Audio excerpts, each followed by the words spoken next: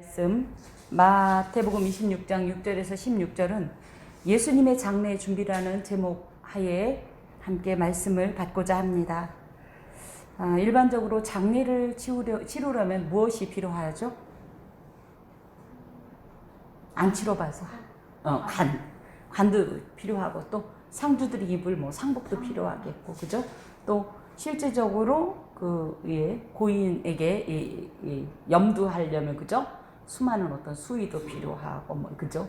또 묘지도 필요하고, 이렇습니다. 지금 지난주부터 본격적으로 죽음 가운데로 향하시는 본격적인 순환 사화가 이제 예수 그리스도의 순환 사화가 진행되어져 가는 와중에 오늘 이 본문을 대하면서 예수님의 그 순환, 죽음이 서서히 준비되어져 가는 과정을 우리는 확인할 수 있을 것입니다. 말씀을 보면 예수께서 베다니 나병 환자 시몬의 집에 계실 때에, 그래서 이 내용이 마가복음 16장 또 요한복음 12장에 기록되어 있어요. 거기에 보면 특히 요한복음 12장에는 나사로가 살던 동네 베다니에서 일어난 일이었다 이렇게 나오지요. 근데 우리는 보통 그것을 나사로의 집에서 그런 일이 있었는 줄 알았는데 그렇지 않다. 그 동네에 유명한 사람이 있었어요. 그 사람 이름은 시몬인데, 이 시몬이라는 이름이 굉장히 많죠. 우리가 대표적으로 알고 있는 시몬은 누구예요? 베드로. 그런 것처럼 시몬이라는 이름이 소위 말하면 굉장히 그죠? 우리 옛날에 철수, 그죠? 영희야, 철수야, 이런 그 정도로 아주 흔한 이름이었기 때문에 이 사람에 대해서 딱 특징적인 걸 정하자 하니 이 사람이 아마 과거에 나병을 앓았었나 봐요. 그러다 보니까 이 나병 환자 시몬, 그 동네 나병 환자 시몬, 그럼 사람들이 아하 그 사람 이렇게 알 정도로 굉장히 유명한 사람이었다. 다만 이 사람은 나병 환자가 현재 아니다. 그래서 부정을 씻은 상태였다. 왜냐하면 만약에 이 사람이 현재 나병 상태라면 이렇게 일반 그죠? 거주지에서 함께 거주할 수가 없겠죠. 그래서 이제 그곳에 예수님께서 계실 때에, 그런데 계실 때가 잠깐 계셨다라는 것보다는 사실은 계시고 계실 때, 그래서 그곳에서 계속 머무르고 있는 상태였다는 것을 원어상은 강조하고 있는데, 왜 그러냐 하면 실제 마치 오늘 마태복음 본문상에는 그죠? 지금 예수님께서 26장에 이 1절에서 6절은 이틀 전에 말씀하신 내용인데 이 내용이 마치 그 다음에 일어난 것처럼 얘기가 된단 말이죠. 그런데 요한복음의 기록으로 보면 이거는 그 전주 토요일에 있었던 사건입니다. 6월절 엿새 전에. 그런데 왜 이거를 마태는 굳이 가지고 들어왔냐? 그래서 성경이 반드시 연대기적으로 기록된 것은 아니에요. 이 저자의 목적에 따라서 이 내용을 이쪽에도 편집할 수 있고 저렇게도 편집할 수 있습니다. 이거는 굉장히 신학적인 의도가 있는 배열 구조다. 구조다. 왜? 이렇게 신학적 의도를 가지고 배열했다.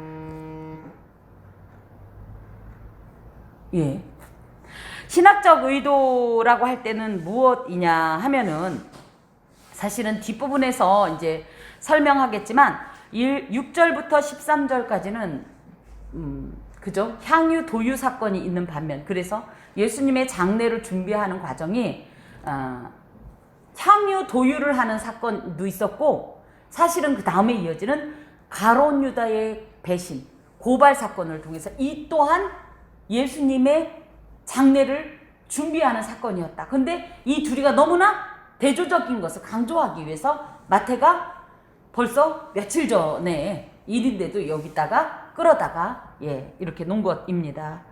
자, 한 여자가, 그래서 이 한 여자가 여기는 이름이 안 나와 있지만 요한복음에 보면 이 사람이 바로 나사로의 동생 이제 마리아가 되겠습니다. 그런데 이 한 여자가 향유 옥합을 예수님께 부었던 장면이 우리는 성경에 마리아만 있다고 생각하지만 아니요. 누가복음 7장에 보면 가버나움에 계실 때, 예수님 초창기예요. 공생의 초창기 때 한 죄 많은 여자가 예수님께 향유를 도유한 사건이 있습니다. 그래서 이 두 개는 분명히 구별된다.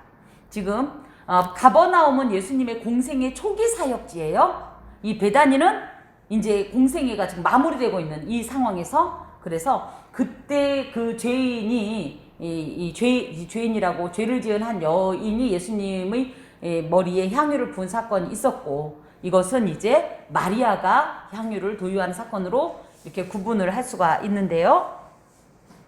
자, 한 여자가 매우 귀한 향유 한 옥합을 가지고 나와서 식사하시는 예수의 머리에 부으니.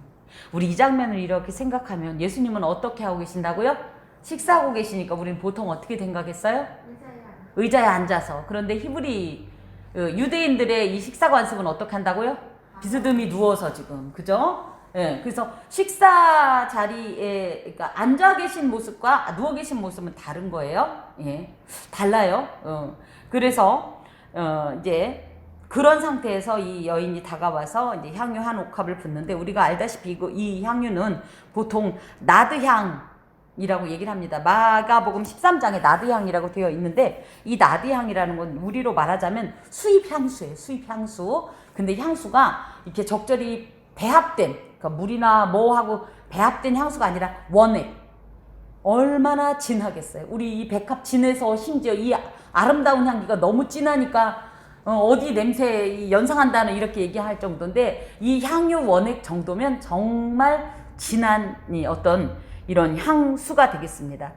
이 나드 향은 인도의 히말라야 지역에서 자생하는 나무 뿌리에서 추출한 어떤 이런 향유로 굉장히 강한 휘발성의 향취래요. 그러다 보니까 뿌리면 온 집에 진동했다라는 표현이 저도 아침에 향수를 몇 방울 떨어뜨리고 왔는데 전혀 안 느껴지시죠? 저도 잘 모르겠어요. 그런데 이거는 얼마나 진한지. 자, 거기다가 옥합이라고 얘기했는데 이것은 이 향유를 담을 전용 향수 이 통이에요. 네. 이 옥합은 석회질의 성질을 띤 부드러운 대리석에 담겨서 유통이 됐대요. 향유를 유통하던 그릇인데, 그래서 조금 다소 부드럽기 때문에 쉽게 그러니까 아무 때나 무조건 깨지는 건 아니지만 깨지려고만 치면 얼마든지 깨뜨릴 수 있는 그런 것이었어요. 이 병은 인봉이 되어 있었는데 모양이 아마 주둥이가 좁고 뭐 이랬으니까 우리나라 호리병으로 생각해야 될지 어찌됐든 그래서 주둥이를 깨뜨리면 그 향유가 깨뜨려졌는데 이것은 일단 한 번 깨뜨리면 다 쏟아야 되는 거예요. 거기다가 그렇기 때문에 매우 비싸고 희소해서 귀인들에게 드리는 선물용으로만 사용이 됐다고 해요. 그러니까 이것이 이 여인에게 있어서는 정말 예수님에 대한 마음의 표현이죠. 고백입니다. 예수님, 당신은 내게 이런 분이십니다. 내게 있는 가장 귀하고 가장 값진 것을 내 마음을 다 표현할 수는 없지만 어찌됐든 당신은 내게 이런 분이십니다. 이런 고백이에요. 실제로 이것이 얼마나 비싸냐면 300데나리온이었대요. 지금 쉽게 얘기하면 연봉이에요. 1년치 연봉. 여러분 고급 향수 써봤다 세상에 1년치 연봉짜리 향수 써보셨어요? 예. 세상에 그것도 조금씩 써도 지금 충분한데 세상에 그걸 다 깨뜨려 버리다니. 그러니까 나중에 제자들이 허비했다고 흉볼만 해요. 인간적으로 볼 땐. 예. 이것은 아까도 말씀드린 것처럼 낭비하거나 이 마리아가 사치스러웠다라기보다는 자신을 각별하게 아끼고 사랑해 주신 이 나사로 삼남매가 얼마나 사랑받았는지 여러분 아시지 않습니까? 그 예수님께 드리는 감사와 존경과 그리고 예수님의 이 신적 영광에 대한 믿음의 표현이었다라고 우리가 이해할 수 있습니다. 그런 측면에서 우리는 예수님 앞에 무단히 고백하면서도 과연 어떤 예물로 우리 삶의 예물로 예수 앞에 올려드리는가를 생각해 볼 필요가 있습니다. 그래서 제자들이 보고 분개할 이 장면을 보고 당연히 일반 사람이라면 당연히 분개할 수 있어요. 그래서 무슨 의도로 이것을 허비하느냐 그랬는데 여기에 제자들이 보고 분개했다라고 표현을 마태복음은 제자들이 전체가 분개한 것처럼 되어 있지만 사실은 마가복음에는 어떤 사람들이 분개했다 되어 있고 요한복음에는 가롯 유다가 그 주축이다 이렇게 되어 있어요. 이런 걸로 종합해서 볼 때 사실은 마리아가 예수님의 머리에 향유를 부은 것을 보고 가롯 유다가 옹성거리기 시작해서 그 주변 사람들을 물들였다. 그래서 사람들도 그 말에 동요가 됐다. 아무 생각 없이 보고 내지는 한편으로는 와우 저럴 수도 있구나라고 보던 사람도 한쪽에서 부정한 이야기를 하면 예, 그것이 같이 전염이 되는 겁니다. 예, 교회에서도 어떤 일에 너무 부정적인 어떤 부정의 이 전염 속도를 여러분이 감안하셔야 돼요. 그래서 할 수만 있으면 이제 우리가 일반 조직에서도 그렇고 이 부정성의 이 법칙이 얼마나 강한지를 아시고 조금 조심해야 되겠습니다. 무엇보다도 마태가 이렇게 제자들이 전부가 아님에도 불구하고 전부가 화를 내고 있는 것처럼 표현한 것은 사실은 이 사람들도 누구와 똑같냐면 3절에 대제사장들과 백성의 장로들과 매일반이다라는 것을 강조하고 있어요. 왜냐하면 이 대제사장들과 백성들이 예수님께서 십자가에 못 박혀 죽으시는 실제적인 구속사적 의미를 전혀 이해하지 못하는 상태이잖아요.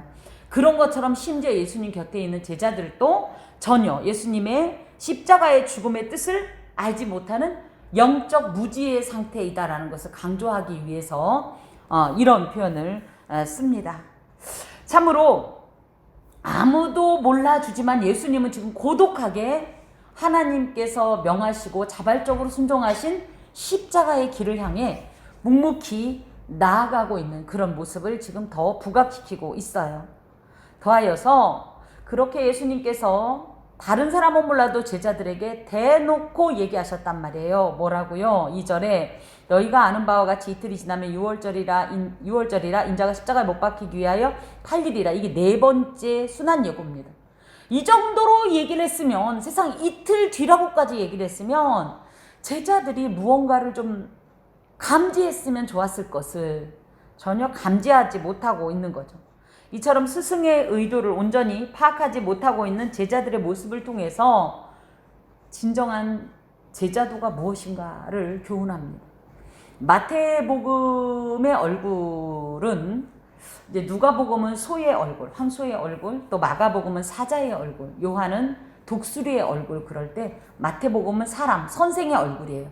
그게 굉장히 교훈적입니다. 굉장히 뭔가를 가르치려고 하고 또 굉장히 이렇게 체계를 갖추고, 그래서 제가 얘기했잖아요. 모세오경 그 토라의 구조를 가지고 이렇게 대유대인들을 향해서 이렇게 하던 이런 어떤 마태의 의도가 있는데, 이 마태가 강조하는 게 참다운 제자도라고 할 때 이들은 지금 이 시점에서도 온전한 제자들을 갖추지 못했음을 역설적으로 지금 꼬집고 있습니다. 자, 그러면서 무슨 의도로 이것을 허비하였느냐, 이것을 비싼 값에 팔아 허다한 자에게 줄 수 있었겠도다 하거늘. 그래서 이 말을 요한복음 12장에 보면 누가 했냐면 가룟 유다가 했다. 여기는 누가 했다라고 기록 안 하죠. 하지만 가룟 유다가 했다라고 기록하고 있는데, 말은 굉장히 그럴듯하죠. 그죠? 그렇죠. 이건 허비잖아요. 누가 봐도. 비싼 값에 팔았으면 얼마나 가난한 사람들을 1년치 연봉이 크던 작든 간에 그게 얼마나 큰 돈인데 그걸 갖고 얼마나 가난한 사람들을 도와줄 수 있었는데, 이렇게 이 얘기하지만 성경은 요한복음 12장 6절에서 뭐라고 하냐면 유다가 돈을 훔쳐가기 위해서, 돈꾀를 관리하던 유다가 돈을 훔쳐가기 위해서였다고 그 중심을 딱 꼬집고 있습니다. 특별히 여기에 허비라는 아주 특징적인 단어가 8절에 있는데, 이것은 누구의 관점이냐? 제자들의 관점입니다. 인간의 평가예요. 인간의 관점이에요. 인간이 볼 땐 허비입니다. 교회의 모든 사역이 사실 인간이 볼 땐 허비입니다. 하지만 하나님이 볼 때는 결코 그것은 허비가 아니라는 사실을 오히려 이 말씀을 통해서 우리에게 역으로 이제 강조하고 계신데, 자, 이런 의미에서 의도와 의미는 간과한 채 모른 척하고 어떻게 보면 인간적인 계산으로만, 인간적인 어떤 판단으로만 하나님의 일을 보는 우리들의 모습을 지적하고 계십니다. 예수가 당할 순환과 죽음에 대해서는 전혀 깨닫지 못한 채 오히려 값비싼 향유를 아까워만 하고 있는 제자들의 영적 무지, 이것이 사실은 저희도 그렇습니다. 저는 아까 오전에 두 번째 찬양, 그 양 99마리는 우리에 있으나, 그 찬양을 저 굉장히 그죠? 아주 신학적으로 중요한 내용들을 다 집어서 이렇게 가사말이 있어서 너무 은혜가 됐는데, 우리가 생각할 때는 어때요? 양 99마리면 넉넉하지 않겠느냐? 그 가사에도 나오잖아요. 넉넉하지 않겠느냐? 이 정도면. 하지만 예수께서 집중하시는 것은 그렇다고 해서 99은 부족하니까 100을 채워야 된다 이런 개념이 아니라 우리는 99마리에 만족하고 흥청거릴 때 예수님은 도리어 잃은 그 한 마리 양을 향해서 길마다 피를 뿌리며 그를 찾아 그 울음소리를 조차 나아가시는 분이라는 거예요. 그런 의미에서 얼마나 이것이 인간적인 면으로 볼 때는 허비입니까? 하지만 하나님은 비록 그것이 허비이라 할지라도 한 생명을 천하보다 더 귀히 여기는 그 마음임을 저희에게 교훈하고 계십니다. 그런 의미에서 우리 또한 자꾸만 우리의 관점으로 무언가를 보지 말아야 해요. 큰 오류에 빠질 수가 있습니다.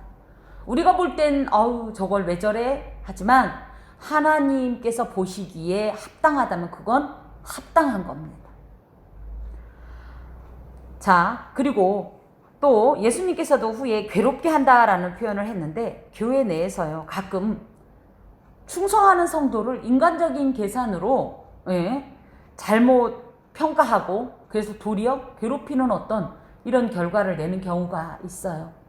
그래서 우리가 우리 인간적인 관점으로 보면 그런 죄를 더할 수가 있으니 우리의 관점을 반드시 벗고 무엇이든지 하나님 보시기엔 어떤지를 봐야 합니다. 그럴 때 우리가 넘어지지 않을 줄로 믿습니다.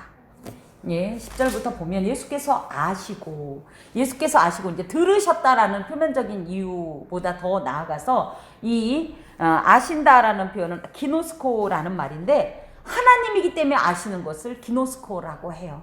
그래서 이 아셨다는 것은 그냥 유다나 제자들이 분개한 걸 아신 게 아니라 유다의 마음속에 있는 그 탐욕 말이에요.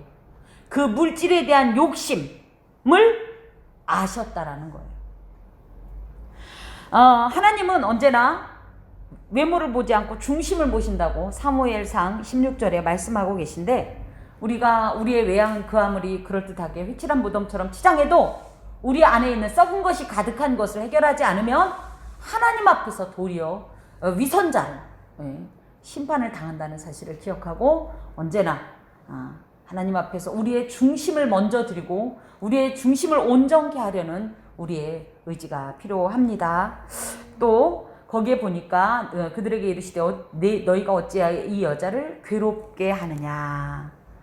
예수님을 향한 뜨겁고 진심 어린 사랑의 행위가 매도되어서 졸지에 천박하고 경솔한 행동으로 이 왜곡되는 모든 상황은 나는 선한 의도로 정말 주님을 사랑해서 난 이것이 전혀 아깝지 않아서 드린 것을 이렇게 인간적인 부정적인 평가를 받는 이 마리아의 심정이 어땠을까를 예수님께서 말씀하시는 거예요.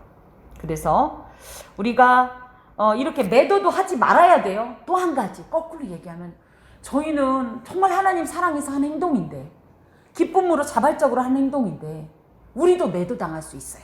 그럴 때 상처 입지 마셔요. 누구만 아시면 돼요. 일단 하나님만 아시면 돼요.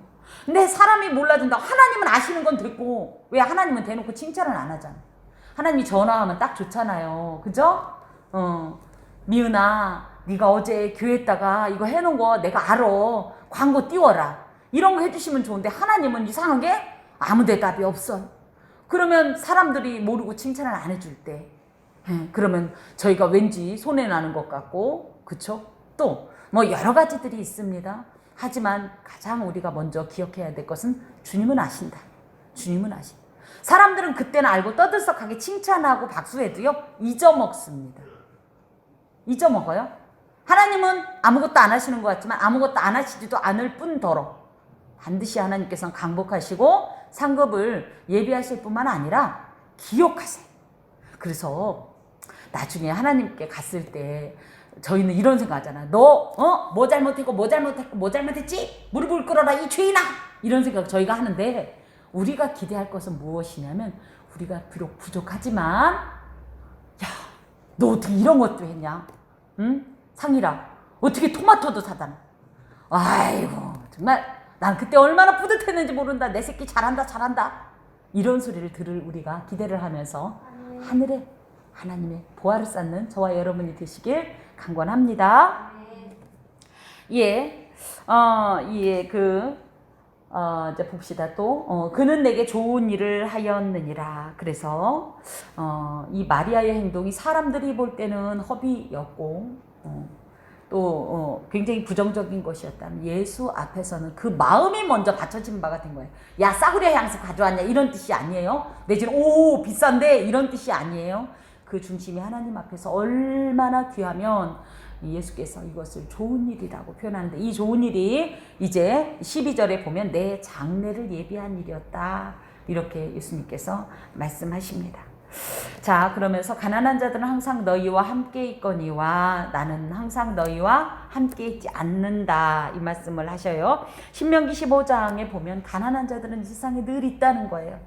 그 어떤 복지국가라도 그곳엔 반드시 가난한 자들이 있게 마련입니다. 그런데 물론 제자들의 말대로 값비싼 향유는 당연히 가난한 자들을 위해 쓰여야 하지만 때로는 특별한 경우가 있는 거예요.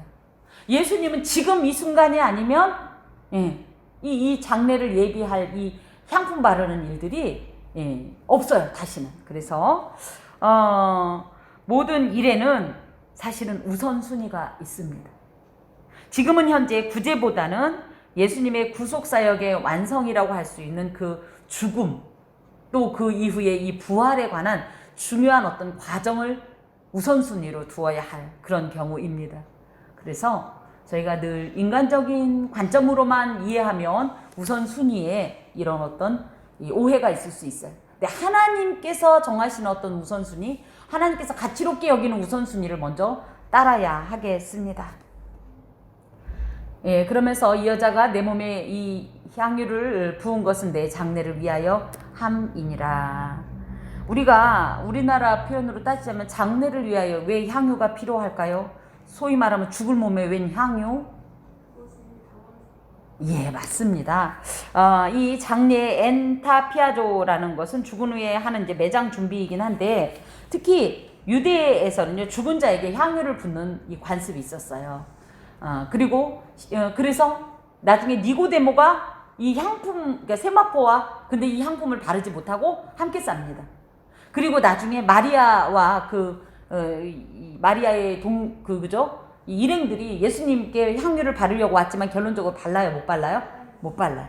그래서 실제적으로 이 마리아의 향유 도유 사건이 예수님의 장래에 바른 유일한 향유가 되겠습니다. 그래서 사실은 마리아의 도유 사건을 예수님께서는 당신의 이제 장례 행위로 이제 말씀하시는데, 그러니까 내가 내 몸에 반드시 향유를 내가 한 번쯤은 뿌리고 가야겠다. 이런 의미일까? 그것보다는 이것도 하나의 힌트인 거예요. 자꾸만 얘기하시잖아요. 내 장례를 위하여 함이라. 그러면 제자들이 어지간히 눈치가 있었으면 어떻게 해야 돼요? 장례? 진짜 돌아가시나? 라도 했어야 되는데 제자들은 이것에 대해서 별 반응이 없어요. 지금도 못 알아차린다는 겁니다. 자, 여기에서 특별히 마리아는 그럼 알았을까? 질문해 봅시다. 마리아는 알았을까?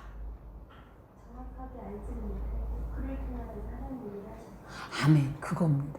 마리아도 사실은 몰랐을 수 있어요. 하지만 하나님 앞에 진심으로 자신의 마음의 감동을 따라서, 마리아라고 안 아깝냐고, 하지만 감동을 따라 생겼더니 놀랍게도 또 다른 의미의 하나님의 일을 행하게 됐다라는 사실입니다. 그런 의미에서 저희가 다 알고 할 수는 없습니다. 하지만 하나님 앞에 진심으로 행하면 그 진심은 통하게 돼 있어요.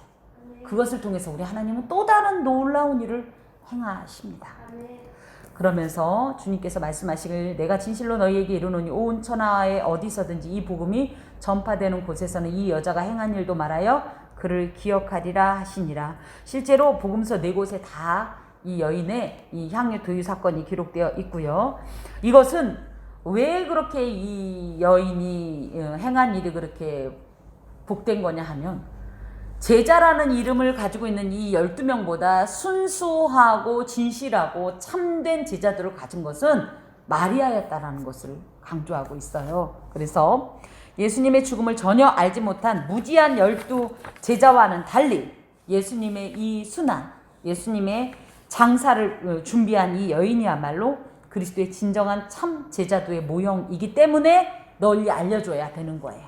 만약 이것이 잘못돼서 어떻게 해요? 앞으로 목사님에겐 가장 좋은 거를 바쳐라 라는 걸로 전파가 되었다고 하면 이거는 큰일 날 일이지요. 그래서 참된 제자도란 무엇이냐? 나에 있는 가장 귀한 것을 하나님 앞에 그리고 진실되게 또 최선을 다하여 충성되게 감당할 때 그것이 바로 참된 하나님께서 요구하시는 예수께서 보여주신 제자도이다 라는 겁니다. 자, 그러면서 자, 그때에 또 다른 장면이 이제 나와요. 그러면 이제 보세요. 13절과 14절은 며칠 차이가 나는 거예요. 하여튼 차이를 며칠이라고 선뜻 떠오르진 못하겠지만 그러니까 13절과 14절에는 시간 차이가 있는 거예요. 무슨 얘기인지 알겠죠? 13절까지는 지난주에 있었던 일이고요. 지금 이 유다는 지금 사실은 1절에서 6절 다음 그 언저리에서 지금 있는 일입니다. 자, 봅시다. 그때 12 중의 하나인 가룟 유다라 하는 자가 대제사장들에게 가서 말하되 그래서 이제 유다의 배신 사건으로 이제 본격적인 예수님의 순환이 급물살을 타게 됩니다. 대제사장들에게 가서 뭐라고 했냐면 내가 예수를 너희에게 넘겨주겠다라는 말은 줄줄 끌고 오겠다는 뜻이 아니라 마땅하게 어떤 넘겨줄 수 있는 어떤 기회 그게 언제냐? 예수님은 지금 수많은 무리들에게 둘러싸여 있고 제자들 무리에 둘러싸여 있기 때문에 예수님을 체포하는 게 쉽지 않아요. 그래서 가룟 유다가 어떤 얘기냐면 예수님 혼자 계실 때 아무도 없을 때 내지는 별로 없을 때 그래서 그때가 겟세마네 동산에서 기도하실 때가 되는 겁니다. 그때 내가 적절히 알아보고 예수님을 체포하기 쉽도록 도움을 주겠다 이렇게 타협을 합니다. 그때 실제로 이제 48절에 보면 뭐해요? 예수님께 가룟 유다가 라삐어 하면서 사악하게 입맞춤하죠. 어떤 저자가 그런 말을 했던 게 생각이 나요. 이 세상에서 인류 역사에서 가장 사악한 입맞춤이다. 가룟 유다가 예수님께 입맞췄던. 자, 그러면서 얼마나 주려느냐. 물론 누구는 그렇게 얘기해요. 아유, 뭐 은 30이 뭐 별거라고 뭐 유다가 그랬겠어. 그건 모르는 거예요. 어찌됐든 그냥 넘겨준 게 아니라 이런 흥정하는 이런 모습 속에서 인간이 어떻게 이 정도로까지 극악할 수 있는가 하는 생각을 하는데 이것은 스가랴 11장 12절의 예언이 성취된 사건입니다. 특히 또 은 30은요. 한 노예의 몸값이에요. 노예 한 명의 몸값으로 예수께서 인류의 대속을 위해서 노예처럼 무자비하게 팔렸다는 것을 이 은 30이라는 말에 강조하고 있습니다. 무엇보다 얼마나 주려느냐 이런 말들은 지금 흥정하는 건데요. 예수, 신앙은 결코 흥정할 수도 타협할 수도 없는 그런 어떤 대상이고 존재입니다. 하나님 앞에 함부로 타협하려고 하고 하나님과 흥정하려고 하지 마세요. 하나님과 조건 걸고 내가 이거 해줄 테니까 누구 말 맞다나 내가 이렇게 사람 10명 전도해 줄 테니까 얼마짜리 땅 줄래요? 내놔. 이런 무지막지하고 이런 악한 행동을 절대 하면 안 됩니다. 우리 하나님이 어떻게 우리에게 거래의 대상이 됩니까? 또 한 가지 하나님을 거래의 대상으로 보면요. 신앙이 자라지 못할 뿐만 아니라 마귀의 밥이 됩니다. 마귀가 그 마음을 자꾸 가지고요. 신앙이 자라지 못하게 합니다. 절대 하나님 앞에 어떤 조건부로 접근하지 마셔야 합니다.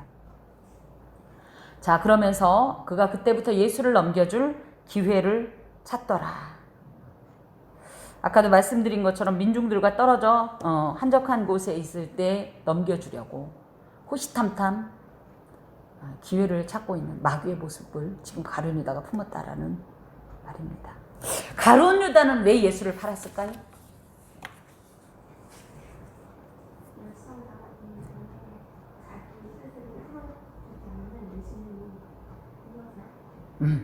많은 사람들이 그렇게 얘기합니다. 맞아요.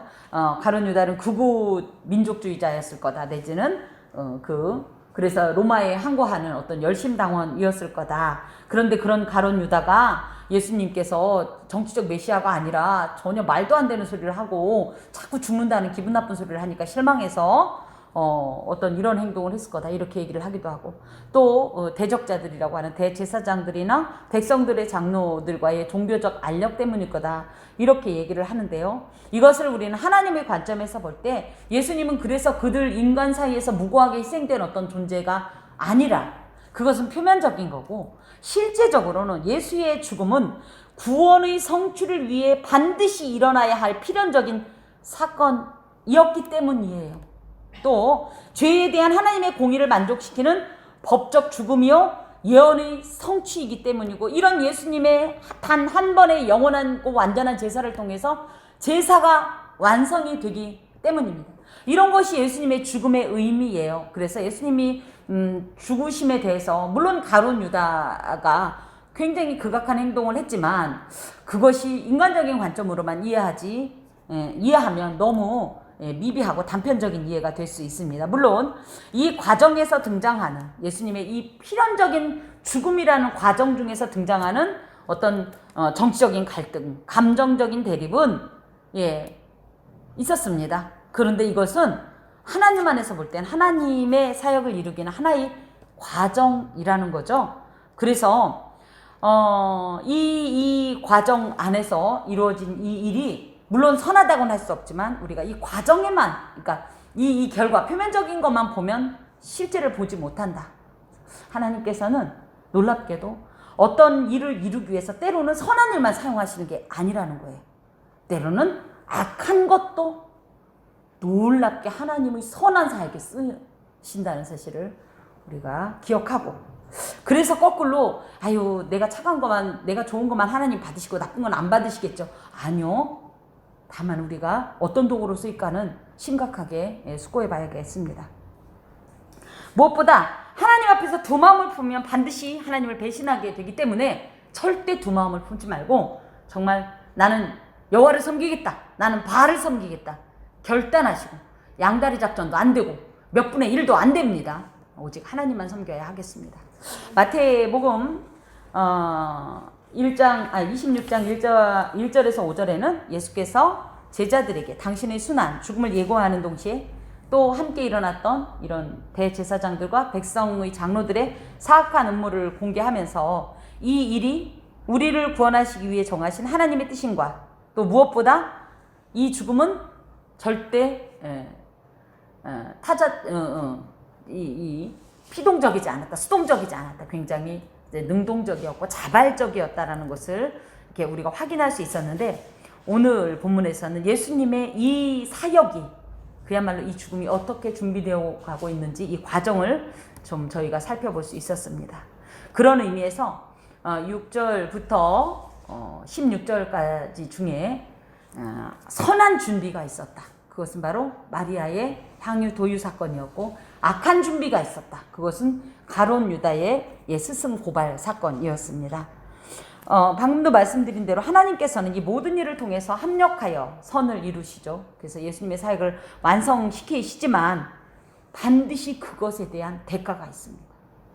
이 둘은 극명한 차이를 보일 수밖에 없습니다. 마찬가지로 우리 또한 우리의 일상이 하나님의 선한 도구로 내지는 악한 도구로 쓰일 수 있다는 사실을 기억하시고 우리가 하나님의 일을 이루는 하나의 조각으로서 어떤 조각이 될 것인가, 하나님의 선한 조각이 될 것인가, 악한 조각이 될 것인가를 생각하시면서 한 걸음 한 걸음을 하나님의 영광을 위해 하나님의 거룩한 목적에 합당한 선한 도구로서의 걸음을 걸으시길 주님께서 말씀하십니다. 아멘. 기도하겠습니다. 주님 감사합니다. 아멘.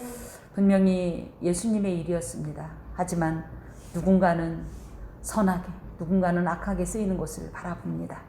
주님, 저희 또한 분명히 주님의 일이라고 하지만 분명히 어떤 의라는 대표적인 어떤 명제가 있지만 그 안에서 과연 하나님이 원하시는 것은 무엇인지 생각하면서 나의 원대로 마옵시고 아버지의 뜻대로 우리의 삶을 주관하여 주시옵소서. 아멘. 하나님의 귀한 사역에 쓰임받기를 원하올진대 선하게 쓰임받기를 원하오니 주여 우리의 중심을 받으시고 이 받으신 우리의 중심을 통하여서 하나님의 또한 선한 역사를 이루어 주옵소서. 아멘. 예수 그리스도의 이름으로 기도하오며 여호와는 내게 복을 주시고 너를 지키시기를 원하며 여호와는 그의 얼굴을 내게 비추사 은혜 베푸시기를 원하며 여호와는 그 얼굴을 내게로 향하여 드사 평강 주시기를 원하노라.